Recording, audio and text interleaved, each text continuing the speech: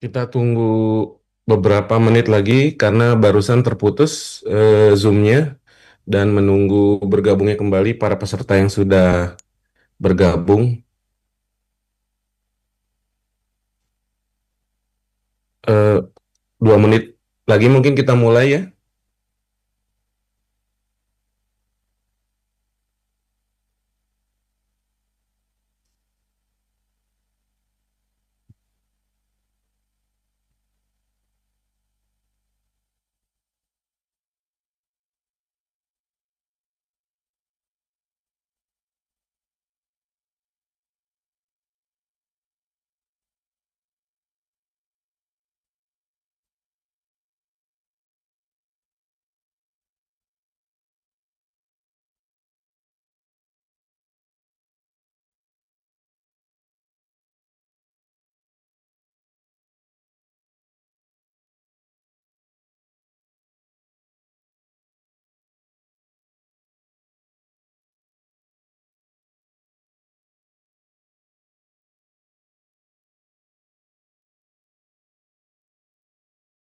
Cek, cek.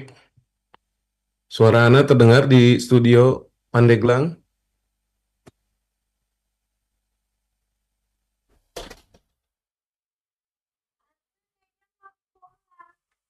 Oh, pulang. Nanti diantar Om.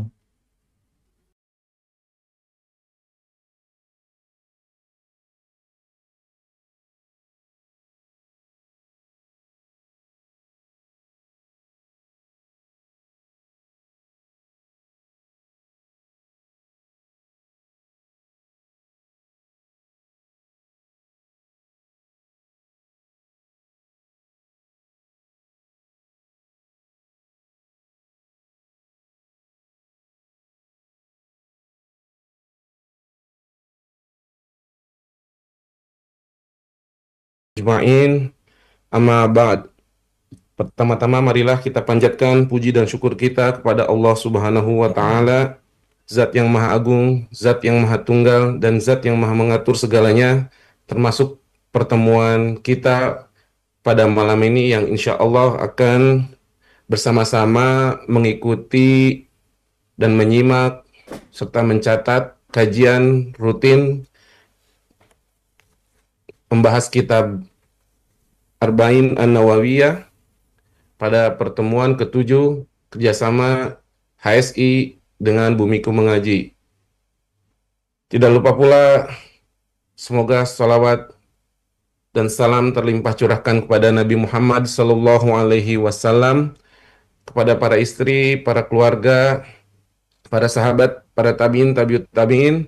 Mudah-mudahan kita yang hadir semua di sini dan teman-teman, saudara-saudara Muslim kita yang di luar sana mendapatkan senantiasa mengikuti sunnah-sunnahnya hingga akhir zaman nanti. Amin ya Allah ya Rabbal Alamin. Seperti yang disampaikan barusan bahwa kita akan menyimak kajian rutin kita dan Alhamdulillah Ustadz sudah hadir di tengah-tengah kita. Ana sapa dulu. Assalamualaikum Ustadz. Assalamualaikum Ustadz.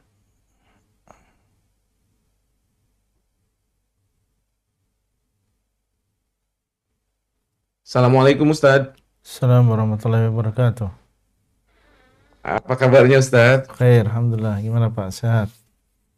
Baik, Alhamdulillah. Masya Allah, Kita juga barakallah fiik. baik dan sehat Ustadz. Alhamdulillah, Masya Sudah Allah. lama, Masya Allah, Masya Alhamdulillah. Allah. Ahlan wa Barakallahu sahlan. fikum Ustadz telah hadir. Iyyakumullah. Masya Allah. Dan kita akan memulai kajian. Sebelum kita memulai, seperti biasa, Anda sedikit membacakan tata tertib kepada para peserta kajian, jamaah semua. Diharapkan mencatat hal-hal penting yang disampaikan oleh Ustadz nanti. Dan kemudian apabila ada pertanyaan di sesi akhir nanti, silahkan bagi yang ingin bertanya langsung, bagi ikhwan boleh menanyakan raise hand, kemudian bertanya langsung. Dan bagi akhwat juga bisa bertanya dengan menutup videonya. Kemudian apabila ada yang malu-malu, silahkan pertanyaannya dikirimkan ke eh, chat Zoom atau bisa dikirimkan langsung ke Zoom Ana. Kita akan membahas kitab Arba'in Nawawiyah hadis ke 37 dengan topik Allah Azza wa Jalla mencatat kebaikan dan keburukan. Untuk itu, tidak berlama-lama, waktu dan tempat Ana persilahkan pada Ustadz. Tafadhol Ustadz. Nah, barakallahu fikum. Bismillahirrahmanirrahim. Assalamualaikum warahmatullahi wabarakatuh. Innal hamdalillah nahmaduhu wa nasta'inuhu wa nastaghfiruh wa na'udzu billahi min shururi anfusina wa min sayyiati a'malina. May yahdihillahu fala mudilla lahu wa may yudlil fala hadiya lahu wa asyhadu an la ilaha illallah wahdahu la syarika lahu wa asyhadu anna Muhammadan abduhu wa rasuluh sallallahu alaihi wa ala alihi wa sahbihi ajmain. Alhamdulillah, kita bersyukur kepada Allah Subhanahu wa taala yang memudahkan pertemuan kita pada malam hari ini, masih melanjutkan pembahasan kitab Al-Arba'in An-Nawawiyah yang ditulis oleh Al-Imam An-Nawawi rahimahullah, dan insyaallah kita akan membahas bersama hadis yang ke-36 dari Al-Arba'in An-Nawawiyah yang berkaitan dengan keutamaan menolong dan membantu saudara se-Islam.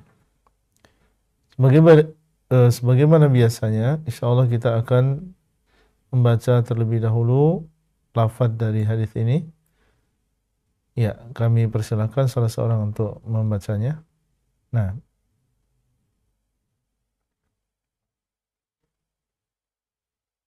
Baik, Ana tawarkan mungkin kepada para jamaah ada yang mau membacakan. Silakan raise hand. Kalau tidak ada mungkin dibacakan oleh Ana. nah, Al-hadisun as-sad wasalasun. Hadis ke-36. An Abi Hurairah radhiyallahu anhu anin Nabiyyi sallallahu alaihi wasallam qala man nafasa an mu'minin kurbatan min kurabid dunya nafasallahu anhu kurbatan min kurabi yaumil qiyamah wa man yassaru ala mu'sirin yassarullahu alaihi fid dunya wal akhirah wa man satara musliman satarahullahu fid dunya wal akhirati wallahu fi aunil abdi ma kana al abdu fi auni akhihi wa man salaka tariqan yaltamisu fihi ilman sahalallahu bihi tariqan ilal jannati wa majtama'a qaumun fi baitin min buyutillahi yatluna kitaballahi wa yatadarasunahu bainahum illa nazalat alaihim as-sakinatu wa ghashiyatuhumur rahmatu wa humul malaikatu wa dzakaruhumullahu fi man indahu wa man bata'a fi amalihi lam yusri' bihi nasabuhu. Muttafaqun alaih. nah. Barakallahu fikum. Berkata Al-Imam An-Nawawi rahimahullah, Al-hadithu as-sadisu wa thalathun. Hadis yang ke-36 dari 42 hadis yang dibawakan oleh beliau di dalam kitab ini. An Abi Hurairah radhiyallahu anhu, dari Abu Hurairah, semoga Allah meridai beliau, anin Nabi sallallahu alaihi wasallam, dari Nabi sallallahu alaihi wasallam, qala, beliau mengatakan, man naffasa an mu'minin kurbatan min kurabid dunya, barang siapa yang menghilangkan dari seorang yang beriman, barang siapa yang menghilangkan dari seorang yang beriman. Orang yang beriman yaitu orang yang memiliki keimanan dan pokok-pokok keimanan, baik dia adalah orang yang memiliki derajat yang tinggi dalam keimanan, ataupun dia adalah orang yang lebih rendah daripada itu. Yang jelas di sini disebutkan an mu'minin, dari orang yang beriman, baik yang memiliki keimanan yang tinggi maupun keimanan yang lebih rendah daripada itu. Kurbatan min kurabid dunya, satu kesusahan di antara kesusahan-kesusahan dunia. Ada orang yang beriman dan dia ditimpa kesusahan, ditimpa musibah. Kemudian kita sebagai seorang saudara berusaha untuk menghilangkan kesusahan tersebut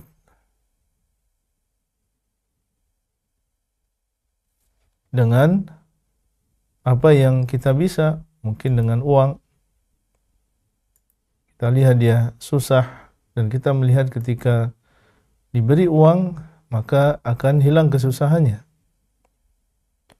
Atau kita hilangkan kesusahan dengan kedudukan yang kita miliki. Mungkin kita sebagai seorang yang terpandang atau memiliki jabatan, dengan kedudukan kita, kita bisa membantu saudara kita tersebut yang sedang dalam keadaan susah, dalam keadaan ditimpa musibah. Maka naffasallahu anhu kurbatan min kurabi yaumil qiyamah. Maka Allah Subhanahu wa taala akan membalas orang yang melakukan demikian, menghilangkan kesusahan dari saudaranya. Allah Subhanahu wa taala akan menghilangkan darinya satu kesusahan di antara kesusahan-kesusahan di hari kiamat. Satu kesusahan di dunia kita hilangkan dari saudara kita seiman, maka Allah SWT tidak akan menyia-nyiakan perbuatan ini.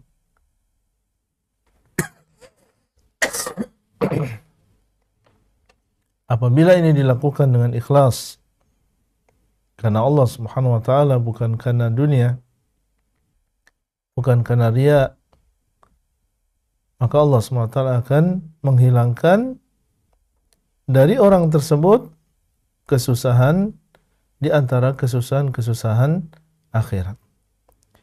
Satu kesusahan di dunia dihilangkan dari saudaranya, maka balasannya Allah SWT akan menghilangkan dari orang yang menolong tersebut satu kesusahan di antara kesusahan-kesusahan di hari kiamat. Dan tentunya ini adalah pahala yang besar. Dan tidak bisa dibandingkan antara kesusahan di dunia dengan kesusahan di akhirat. Tentunya kesusahan di akhirat ini jauh lebih susah. Tapi Allah Subhanahu wa taala dengan rahmatnya menjanjikan bagi setiap orang yang menghilangkan satu kesusahan dari seorang yang beriman di dunia, maka Allah Subhanahu wa taala akan menghilangkan darinya satu kesusahan di antara kesusahan-kesusahan di hari kiamat. Dan siapa di antara kita yang tidak ingin di hari kiamat dimudahkan oleh Allah Subhanahu wa taala? Siapa di antara kita yang tidak ingin di hari kiamat dihilangkan kesusahannya? Karena kesusahan di hari tersebut adalah kesusahan yang dahsyat, tidak bisa dibandingkan dengan kesusahan yang ada di dunia. Semakin banyak kita menghilangkan kesusahan dari orang lain yang beriman, maka akan semakin banyak pula Allah SWT menghilangkan kesusahan dari kita di hari kiamat. Sehingga kembali kepada diri kita, mau atau tidak, dihilangkan oleh Allah Subhanahu wa taala kesusahannya di hari kiamat. Kalau ingin dihilangkan kesusahannya oleh Allah Subhanahu wa taala di hari kiamat, maka sekarang di dunia dia berusaha untuk menghilangkan kesusahan dari saudaranya. Jangan kita justru menjadi sebab orang lain kesusahan. Kalau justru kalau bisa kita bantu, kita hilangkan, kita bantu untuk menghilangkan kesusahannya. Jangan kita biarkan, jangan kita justru menjadi sebab orang lain susah. Kemudian Nabi SAW mengatakan, "Man yassara ala mu'sirin, yassarallahu alaihi fid dunya wal akhirah." Dan barang siapa yang memudahkan untuk orang yang susah. Kalau yang pertama tadi, melihat saudaranya kesusahan, kemudian kita berusaha untuk menghilangkan kesusahannya. Yang kedua ini, kita berhubungan dengan orang lain yang mendapatkan kesulitan.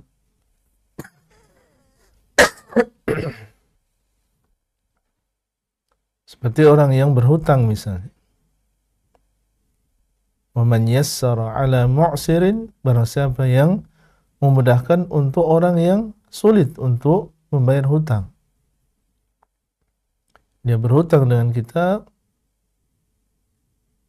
kemudian ya dia berhutang karena memang ada keperluan yang mendesak, cuma karena dia termasuk orang yang tidak mampu, maka dia kesulitan untuk membayar hutang tadi.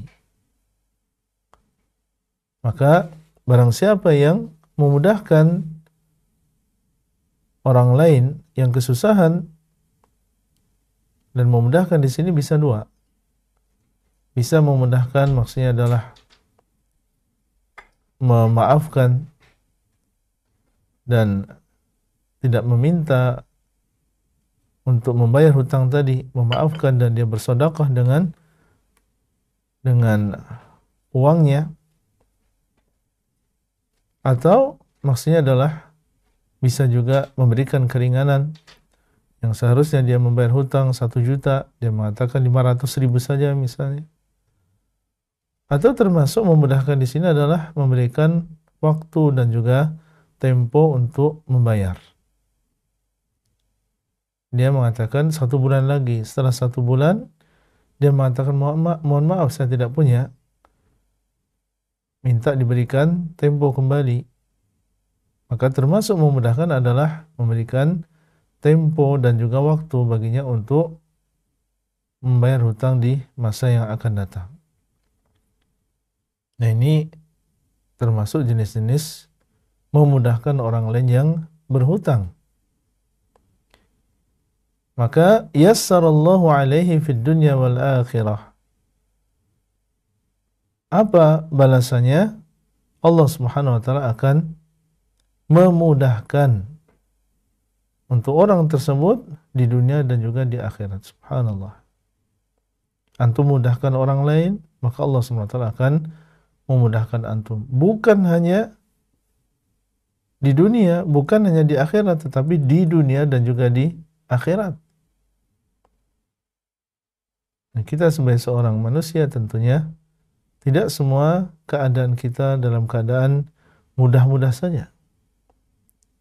Suatu saat kita juga menghadapi suatu kesulitan, kesusahan. Dan Nabi SAW di sini mengabarkan bahwa janji dari Allah SWT, barang siapa yang memudahkan untuk saudaranya yang berhutang, maka Allah SWT akan memudahkan bagi orang tersebut di dunia maupun di akhirat. Sehingga kalau dia punya urusan yang mungkin di mata manusia itu adalah sesuatu yang sulit, rumit, tapi Allah SWT dengan rahmatnya akan memberikan kemudahan kepada orang tersebut. Dengan sebab apa? Dengan sebab dia memudahkan orang lain. Ini semua masuk dalam kaidah al-jaza'u min jinsil amal. Balasan itu sesuai dengan jenis amalan. Kita menghilangkan kesusahan dari saudara, Allah SWT akan menghilangkan kesusahan kita. Kita memudahkan urusan orang lain, hutang orang lain, maka Allah pun akan memberikan kemudahan bagi diri kita. Wa man satara musliman satarahu Allah fid dunya wal akhirah. Dan barang siapa yang menutupi saudara se-Islam, ada orang yang dikenal baik, kemudian secara tidak sengaja kita mengetahui tentang keburukannya, aibnya. Mungkin dia melakukan kemaksiatan, dan asalnya dia adalah orang yang baik. Kemudian kita berusaha untuk menutupinya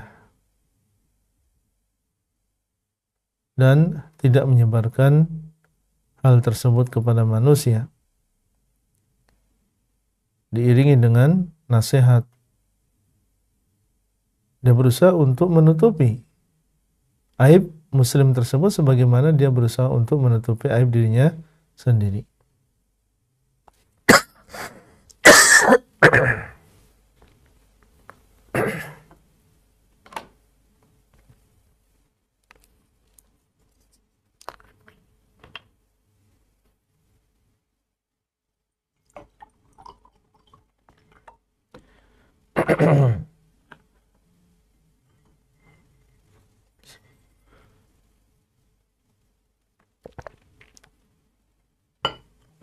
Ya.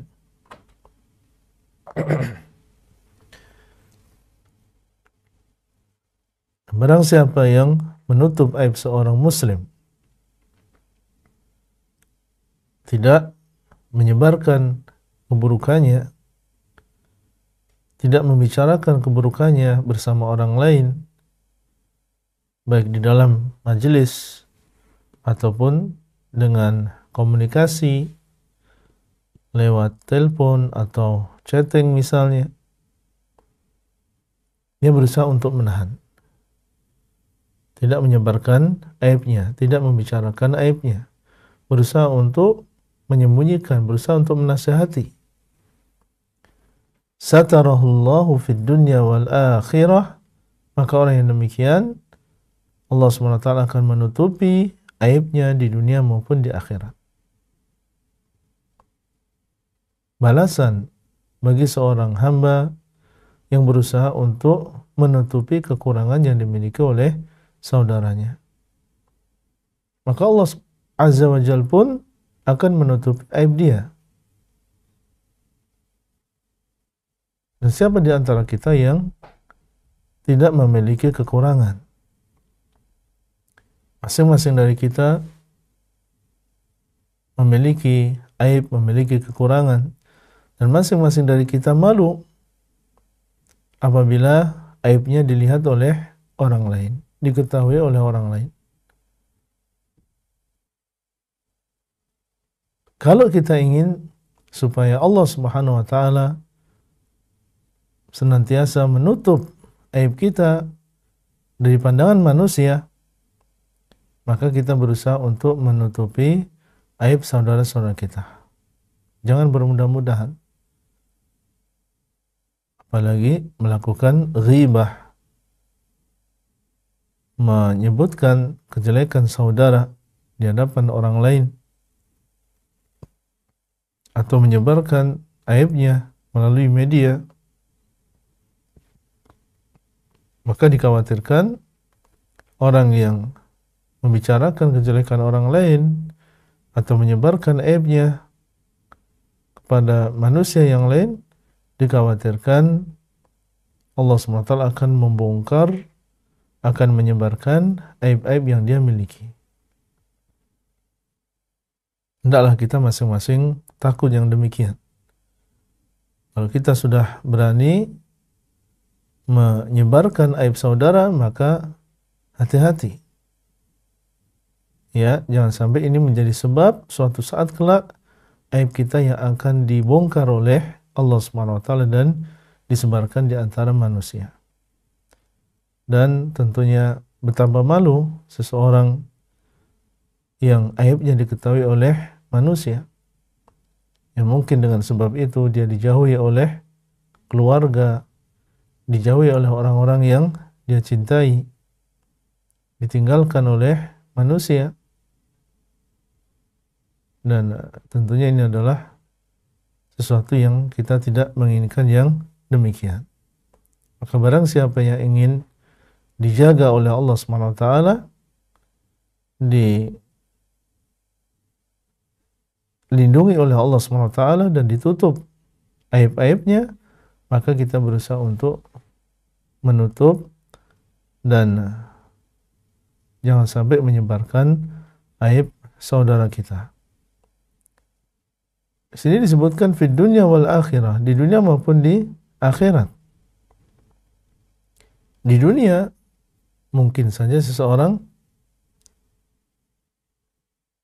disebarkan aib-aibnya. Demikian pula di akhirat akan dinampakkan kejelekan-kejelekannya. Tapi barang siapa yang menyembunyikan aib saudara se-Islam, Allah SWT akan menutupi aibnya di dunia ini maupun di akhirat. Di akhirat Allah SWT tidak akan menampakkan kejelekan-kejelekannya di hadapan manusia, karena kita akan dikumpulkan semuanya di padang mahsyar. Dikhawatirkan orang yang senang menyebutkan kejelekan saudara se-Islam, nanti di padang mahsyar akan dinampakkan oleh Allah SWT kejelekan-kejelekannya di hadapan manusia, sehingga mereka mengatakan, oh si fulan yang dulu dikenal orang baik, ternyata dia demikian dan demikian, dilihat oleh manusia. Kemudian beliau mengatakan sallallahu alaihi wasallam, wallahu fi aunil abdi ma kana al-'abdu fi auni akhihi. Dan Allah Subhanahu wa taala dalam keadaan membantu hambanya selama hamba tersebut masih mau membantu saudaranya. Allah Subhanahu wa taala akan membantu seorang hamba selama hamba tersebut masih mau menolong saudaranya. Sehingga tentunya ini menjadi dorongan bagi seorang muslim untuk tidak ragu-ragu menolong saudaranya. Ingat bahwasanya selama kita masih mau menolong saudara kita, maka pertolongan Allah SWT akan turun kepada kita. Allah akan menolong seorang hamba selama hamba tersebut masih mau menolong saudaranya. Jangan kita ego, jangan kita mau hidup sendiri. Kita berusaha untuk menolong saudara kita sesuai dengan kemampuan kita, dengan nasihat mungkin, atau dengan harta, atau dengan jabatan yang kita miliki. Apa yang bisa kita lakukan untuk saudara kita, maka kita berikan kepada mereka. Sehingga dengan demikian Allah Subhanahu wa taala senantiasa menolong kita dan memudahkan urusan kita. Kemudian beliau sallallahu alaihi wasallam mengatakan, "Wa man salaka tariqan yaltamisu fihi ilman sahalallahu lahu bihi tariqan ilal jannah." Dan barang siapa yang menempuh sebuah jalan mencari ilmu di dalam jalan tersebut, menempuh sebuah jalan untuk mencari ilmu di jalan tersebut, entah itu dia berjalan dengan kakinya atau dengan kendaraannya menuju ke sebuah tempat yang di situ adalah majelis ilmu, atau menempuh jalan di sini adalah menempuh cara untuk mendapatkan ilmu, entah itu dengan membaca atau menulis atau mendengar, meskipun dia berada di dalam rumahnya, tidak berjalan, tapi dia menempuh sebuah cara untuk mendapatkan ilmu agama, ingin membekali dirinya dengan ilmu agama. Maka sahalallahu lahu bihi tariqan ilal jannah. Allah Subhanahu wa taala akan memudahkan untuknya dengan hal tersebut jalan menuju surga. Allah Subhanahu wa taala akan memudahkan untuk orang tadi dengan sebab dia menuntut ilmu jalan menuju surga. Ini menunjukkan keutamaan menuntut ilmu agama. Orang yang menuntut ilmu agama, Allah SWT akan mudahkan dia masuk ke dalam surga. Di saat manusia yang lain, mereka kesulitan. Karena sebagaimana ucapan Nabi SAW, Huffatil jannatu bil makarih. Surga itu dilingkari dengan berbagai kesulitan. Tapi Allah SWT mudahkan yang demikian bagi orang yang menuntut ilmu. Karena orang yang menuntut ilmu, ketika dia menghadiri majelis ilmu, mendengarkan Al-Quran, mendengarkan hadis, maka dia mengetahui yang benar, sehingga dia pun mengikuti kebenaran tersebut. Dan itu menjadi sebab dia masuk ke dalam surga Allah. Dan dia tahu mana yang salah, mana yang batil. Akhirnya dia pun bisa meninggalkan kesalahan tersebut, meninggalkan kebatilan tersebut, dan dia pun selamat dari nerakanya Allah Subhanahu wa taala. Menunjukkan bagaimana Allah Subhanahu wa taala memudahkan orang yang menuntut ilmu agama, dimudahkan oleh Allah Subhanahu wa taala jalan menuju surga. Tentunya berbeda dengan orang yang jahil, orang yang tidak mau belajar agama. Ketika dia malas belajar, maka banyak kebenaran yang dia tidak tahu, sehingga dia pun tidak mengamalkannya. Ketika dia malas belajar, jahil, maka kemungkinan besar dia melakukan kesalahan. Itu adalah sesuatu yang salah di dalam agama. Cuma ketika dia tidak mau belajar, akhirnya dia terjerumus ke dalam kesalahan tersebut. Sehingga menjadi sebab tersiksanya dia di dalam nerakanya Allah Subhanahu wa taala. Nah, ini celakanya orang yang jahil, berbeda dengan orang yang mempelajari ilmu agama. Semakin dia belajar, maka akan semakin mudah dia masuk ke dalam surganya Allah Subhanahu wa taala. Maka di sini kita perlu meniru apa yang dilakukan oleh para ulama, para penuntut ilmu, yang mereka berlomba untuk mencari ilmu. Kita tiru mereka. Ya, semakin seseorang tahu agama Allah, maka semakin mudah dia masuk ke dalam surganya Allah SWT. Dia tahu mana amalan-amalan yang besar pahalanya. Dia tahu apa yang bisa menghapuskan dosa seseorang. Dia tahu bagaimana cara istiqamah dan seterusnya. Ini keutamaan ilmu dan keutamaan orang yang menuntut ilmu. Allah SWT akan mudahkan dia jalan menuju surga. Kemudian setelahnya beliau sallallahu alaihi wasallam menyebutkan keutamaan yang lain bagi seorang penuntut ilmu. Wa majtama'a qaumun fi baitin min buyutillah. Dan tidaklah sebuah kaum berkumpul di dalam rumah di antara rumah-rumah Allah, yaitu di dalam masjid. Mereka berkumpul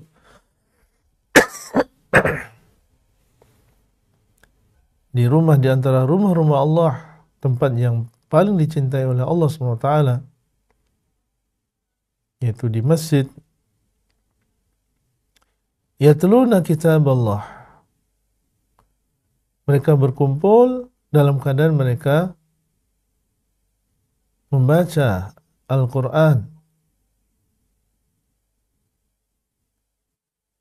Wa yatadarasunahu bainahum. Dan mereka saling bermudarasah, saling mempelajari satu dengan yang lain. Misalnya, satu orang membaca, kemudian yang lain mendengarkan, atau bergantian. Kemudian mungkin ada yang salah dalam membacanya dan yang lainnya pun, atau salah seorang di antara mereka yang dianggap paling berilmu tentang bacaan Al-Quran, dia berusaha untuk meluruskan. Termasuk di antaranya adalah pelajaran tafsir, mengajarkan kepada mereka tentang makna dan juga kandungan ayat. Ini semua masuk di dalam makna ini. Yatluna kitaballah wa yatadarasunahu bainahum. Mereka membaca Al-Quran dan mereka saling mempelajari satu dengan yang lain. Illa nazalat alaihimus sakinah. Orang yang demikian, kaum yang demikian keadaannya, maka akan turun kepada mereka ketenangan. Orang yang berkumpul mempelajari Al-Quran, maka Allah SWT akan menurunkan ketenangan pada diri mereka. Nah, sebelum dia bermajelis ilmu, dia dalam keadaan gelisah, dalam keadaan dia sedih, dalam keadaan dia khawatir, maka insya Allah ketika dia bermajelis ilmu, membaca Al-Quran, mempelajari Al-Quran, ini menjadi sebab turunnya ketenangan di dalam hatinya. Karena memang Al-Quran ini adalah dengannya seseorang mengingat Allah Subhanahu wa Ta'ala. Dengannya Allah Subhanahu wa Ta'ala, atau seseorang mengingat Allah Subhanahu wa Ta'ala. Di dalam mengingat Allah Subhanahu wa Ta'ala ada tuma'ninah, ada ketenangan. Alladzina amanu wa tatma'innu qulubuhum bi dzikrillah. Orang-orang yang beriman dan tenang hati mereka dengan zikrullah. Ala bi dzikrillah tatma'innul qulub. Ketahuilah bahwasanya dengan zikrullah maka hati-hati manusia akan menjadi tenang. Kemudian yang kedua, wa ghasyiyatuhumur rahmah. Akan diliputi oleh rahmah, kasih sayang, yaitu kasih sayang Allah. Bukan hanya ketenangan yang Allah SWT turunkan kepada orang-orang tadi, tapi Allah SWT akan merahmati mereka. Rahmat Allah SWT yang tentunya sangat-sangat kita harapkan.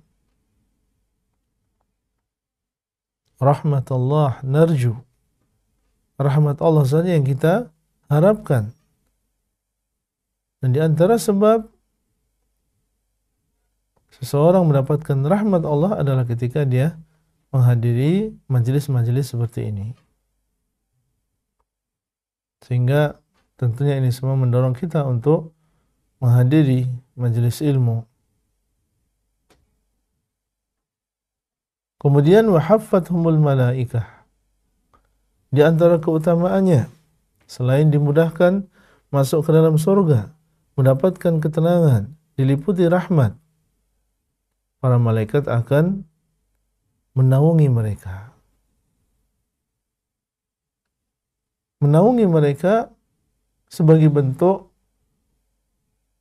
perendahan diri mereka di hadapan seorang penuntut ilmu. Kita tahu bahwa para malaikat ini mereka memiliki sayap. Ada di antara mereka yang memiliki sayap 3, ada yang 4, ada yang 5, ada yang lebih daripada itu. Malaikat Jibril alaihissalam memiliki sayap 600. Allah SWT menjadikan para malaikat itu memiliki sayap. Tetapi ketika mereka melihat majelis ilmu, mereka berusaha untuk tenang. Mereka meletakkan sayap mereka di hadapan seorang penuntut ilmu. Tidak berusaha untuk berusaha untuk tenang dan tidak membuat gaduh. Karena kita tahu bahasanya apabila mengepakkan sayapnya, maka di sana ada kegaduhan, di sana ada suara, di sana ada ketidaktenangan. Para malaikat ketika melihat majelis ilmu, maka mereka merendahkan diri mereka di hadapan para penuntut ilmu. Mereka letakkan sayapnya. Ini pelajaran bagi kita.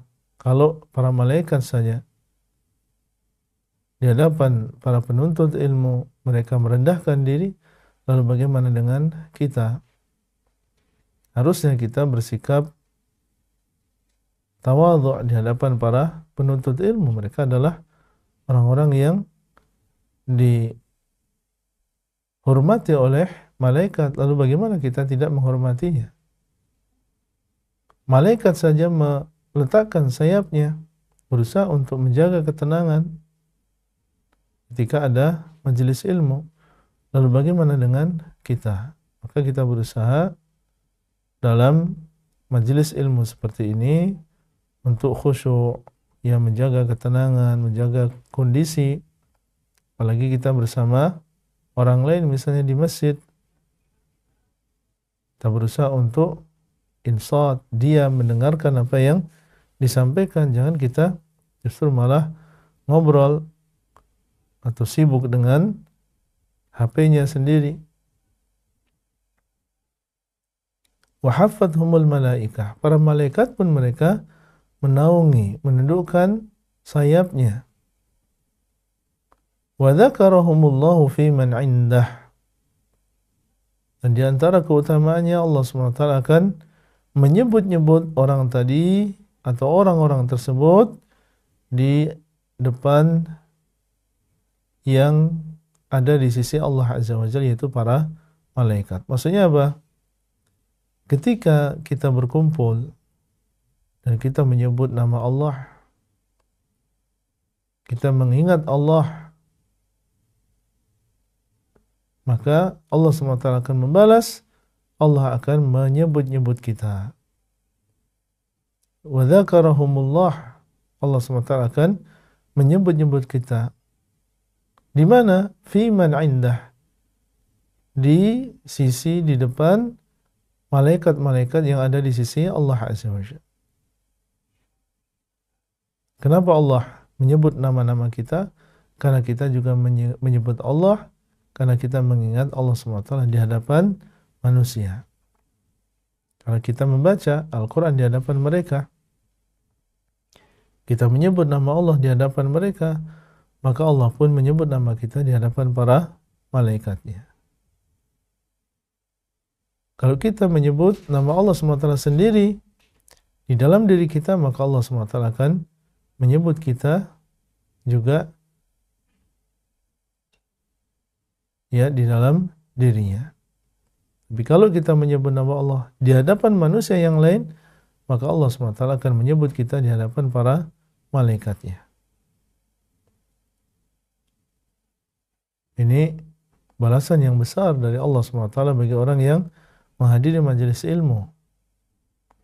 Maka marilah ya kita berusaha menjadi orang yang rajin dalam menghadiri majelis ilmu. Jangan kita bermalas-malasan untuk menghadiri majelis ilmu. Dan asal dari majelis ilmu adalah dengan kita menghadiri langsung, ya, di masjid atau di tempat yang lain, yang di situ kita langsung bertemu dengan ustaz, bertemu dengan saudara-saudara kita. Selama kita masih memiliki kemampuan, hadiri majelis ilmu.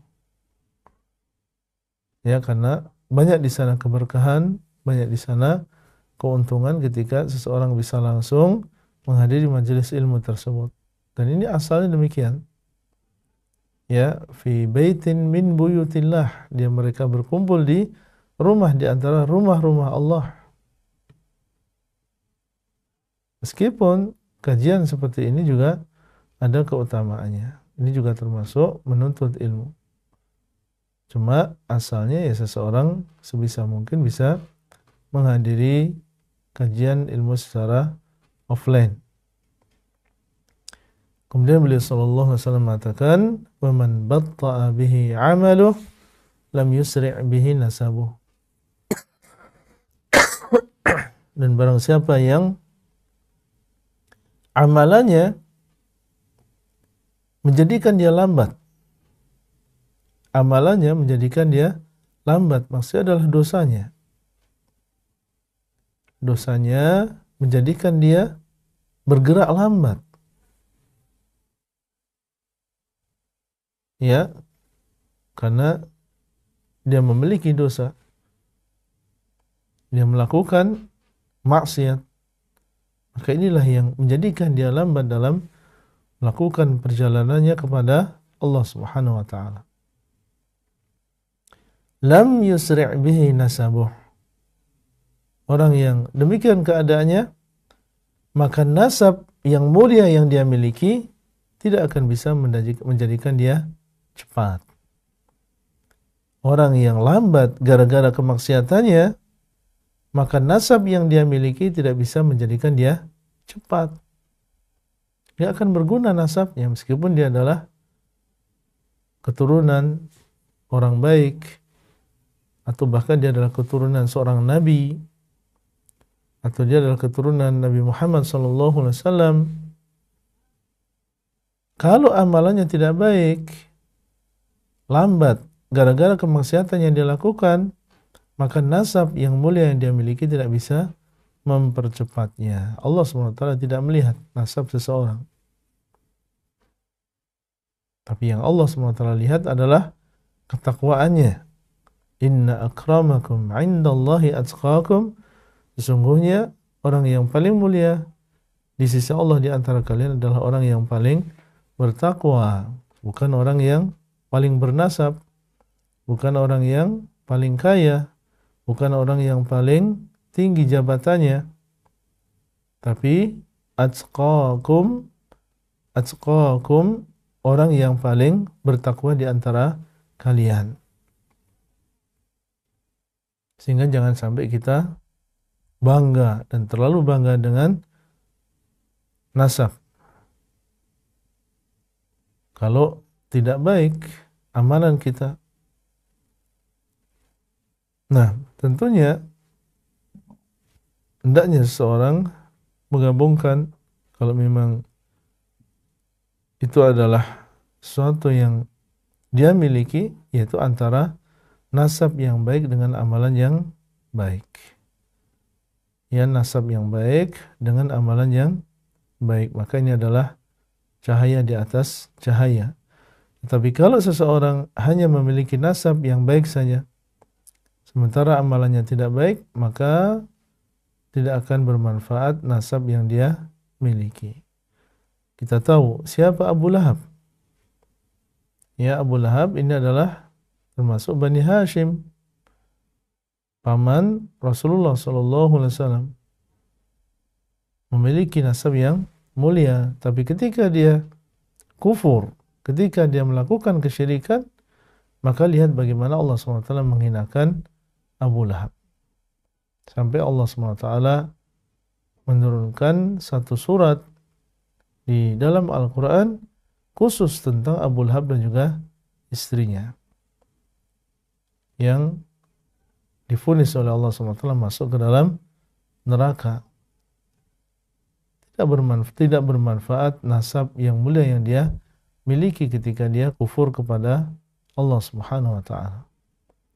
Sebaliknya, di sana ada orang-orang yang secara nasab, secara kedudukan, dahulu dia adalah orang yang dihina, mungkin dia adalah seorang budak,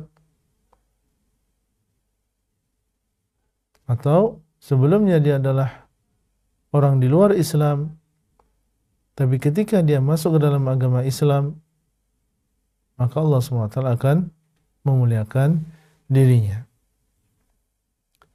Seperti misalnya Bilal atau Ammar bin Yasir. Bagaimana Allah SWT memuliakan keduanya? Karena mereka masuk ke dalam agama Islam. Dan lihat Salman Al-Farisi, bagaimana Allah SWT memuliakan beliau. Sebelumnya beliau adalah seorang Majus, orang Persia, kemudian masuk ke dalam agama Islam dan Allah pun memuliakan beliau dan mengangkat beliau. Barakallahu fikum. Hadis ini diriwayatkan oleh Imam Muslim dan tentunya banyak faedah yang bisa kita ambil dari hadis ini, dan apa yang kita sebutkan dalam penjelasan hadis tadi insyaallah sudah cukup ya, yang di sini kita mengetahui betapa banyak faedah dari menolong saudara, menutupi aib saudara, dan juga keutamaan menuntut ilmu, keutamaan memudahkan urusan orang lain, dan seterusnya. Demikian yang bisa kita sampaikan. Semoga bermanfaat dan insyaallah masih ada waktu sekitar 10 menit untuk tanya jawab, kami persilahkan. Nah, Ustadz, jazakallah khairan, barakallahu fikum atas ilmu yang telah dibagikan kepada kita semua. Masya Allah banyak sekali pelajaran, terutama bagi anak pribadi yang Masya Allah banyak pelajaran yang bisa diambil hikmahnya dari kajian yang Ustadz sampaikan. Kita langsung ke penanya Ustadz. Ada penanya dari Amerika Ustadz. Seperti biasa jamaah Bumiku Mengaji ini ada di beberapa negara Ustadz, Alhamdulillah. Dan sekarang ada penanya dan peserta jamaah setia Ustadz. Tafadhol Umu Amar.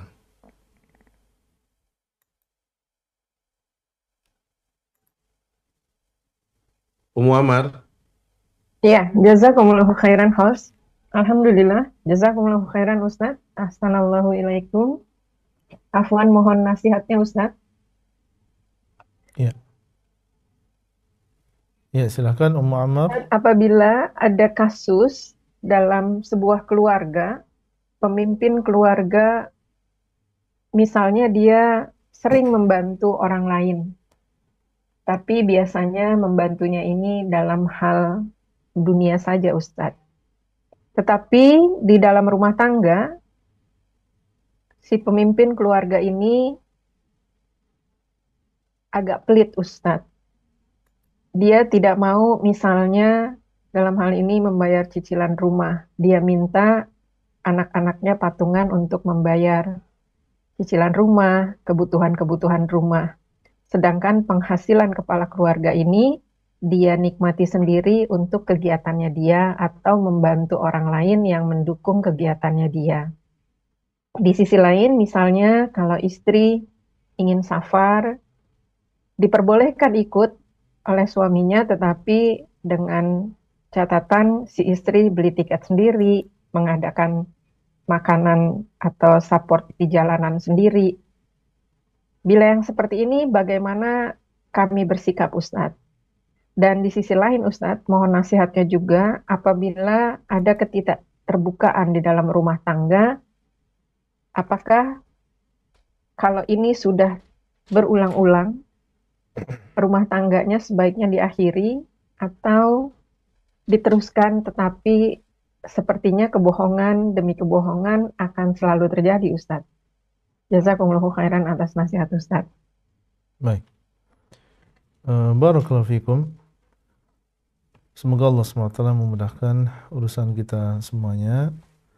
Ada pertanyaan yang baik dari Amerika, di mana ada sebuah keluarga, di situ seorang kepala keluarga kurang bertanggung jawab di dalam memenuhi kebutuhan rumah tangganya. Tadi disebutkan dia justru meminta anak-anaknya untuk membayarkan sebagian kewajibannya, sementara penghasilan yang dia miliki digunakan untuk kepentingan pribadi, menikmati, dan juga kalau membantu, dia membantu orang lain, bukan justru malah membantu keluarganya sendiri. Maka yang pertama yang perlu kita ingatkan di sini bahwa kewajiban asalnya adalah di pundak seorang kepala keluarga. Kewajiban untuk memberi nafkah ada di pundak kita sebagai seorang ayah, sebagai seorang suami. Wajib untuk memenuhi kebutuhan istri dan juga anak-anak kita sesuai dengan kemampuan. Dan ini meliputi makanan, pakaian, tempat tinggal, dan kebutuhan pokok lainnya. Ar-rijalu qawwamuna 'alan nisa'i bima faddalallahu ba'dahum 'ala ba'd wa bima anfaqu min amwalihim. Laki-laki merekalah yang memimpin wanita dengan sebab apa yang Allah lebihkan untuk mereka, dan juga dengan sebab merekalah yang memberikan nafkah. Dan Allah SWT mengatakan wa 'alal mauludi lahu rizquhunna wa kiswatuhunna bil ma'ruf. Dan bagi seorang ayah maka wajib baginya untuk memberikan nafkah kepada wanita tersebut, maksudnya adalah kepada istrinya, dan juga memberikan pakaian yang ma'ruf. Dan Nabi SAW mengatakan kafa bil mar'i ithman an yudhayya man ya'ul, atau kama qala Nabi SAW. Cukuplah seseorang itu dianggap dosa ketika dia menyia-nyiakan orang yang dia tanggung. Ini ucapan Nabi SAW. Cukuplah bagi seseorang dianggap berdosa ketika dia menyia-nyiakan, menelantarkan orang yang dia tanggung.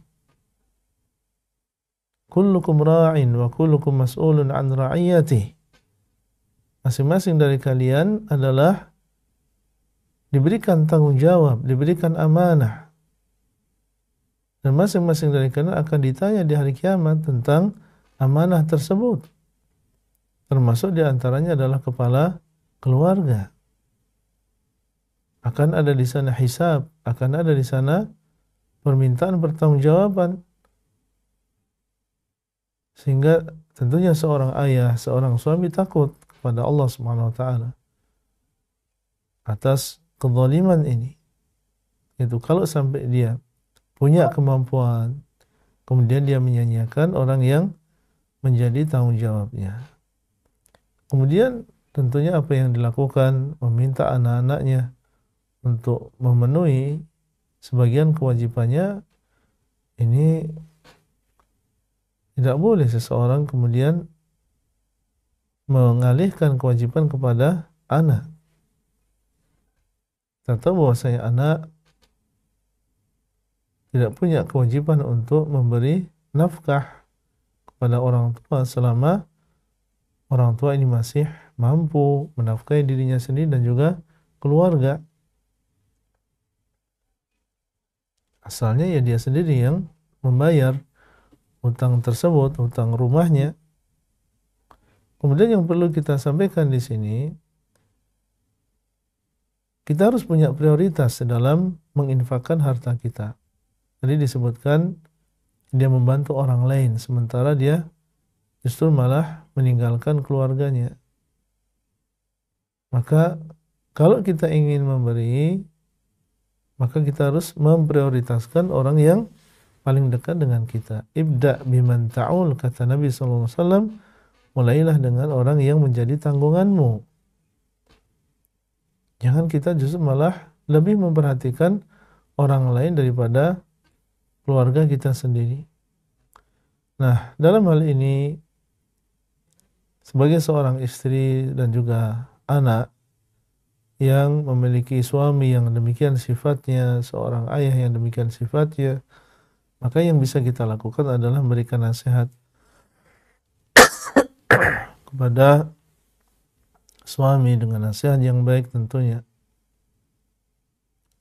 Kemudian apabila seorang istri tidak mendapatkan nafkah yang cukup, maka di dalam syariat kita boleh bagi dia untuk mengambil secukupnya, ya, apa yang menjadi haknya, mengambil secukupnya apa yang menjadi haknya. Dari mana? Dari harta suami, meskipun tanpa izin.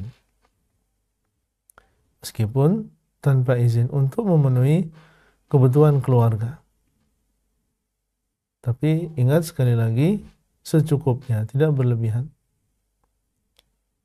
Kemudian seorang anak ketika dia menghadapi permasalahan seperti itu, maka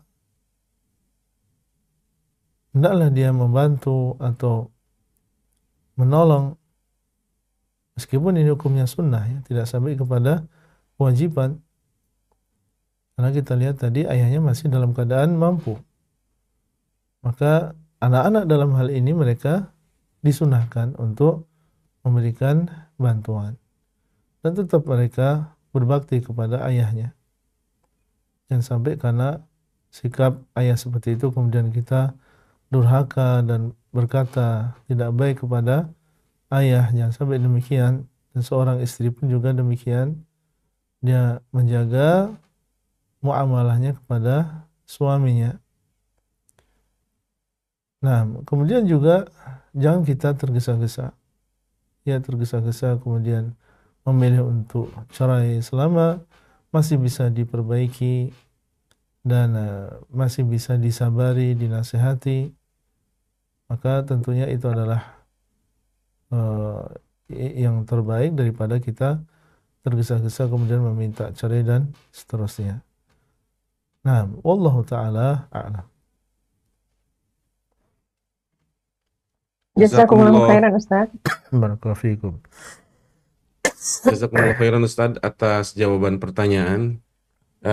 Sepertinya waktunya tinggal sedikit lagi dan nampaknya Ustadz juga sudah cukup ya Ustadz ya, sudah Ya, malam ini kajiannya sampai sini, dan Ana mohon maaf apabila ada penanya dan pertanyaan tadi ada yang sudah masuk, mungkin bisa disimpan dan bisa ditanyakan kembali jika kesempatannya ada untuk di kajian berikutnya. Sekali lagi, Ana mewakili Bumiku Mengaji mengucapkan jazakumullah khairan, barakallahu fikum atas materi yang Ustaz berikan, kemudian jawaban pertanyaan dari penanya tadi. Mudah-mudahan kita semua yang hadir bisa mendapatkan ilmu dan mengapalkannya ilmu tersebut sehingga kita bisa bermanfaat bagi kita. Eh, Ana mohon maaf atas segala kekurangan yang terjadi pada kajian malam ini, karena kekurangan milik manusia dan kelebihan kesempurnaan hanya milik Allah Subhanahu wa taala. Maka kita tutup bersama-sama dengan doa kafaratul majlis. Subhanakallahumma wa bihamdika asyhadu an la ilaha illa anta astaghfiruka wa atubu ilaik. Assalamualaikum warahmatullahi wabarakatuh. Waalaikumsalam warahmatullahi wabarakatuh.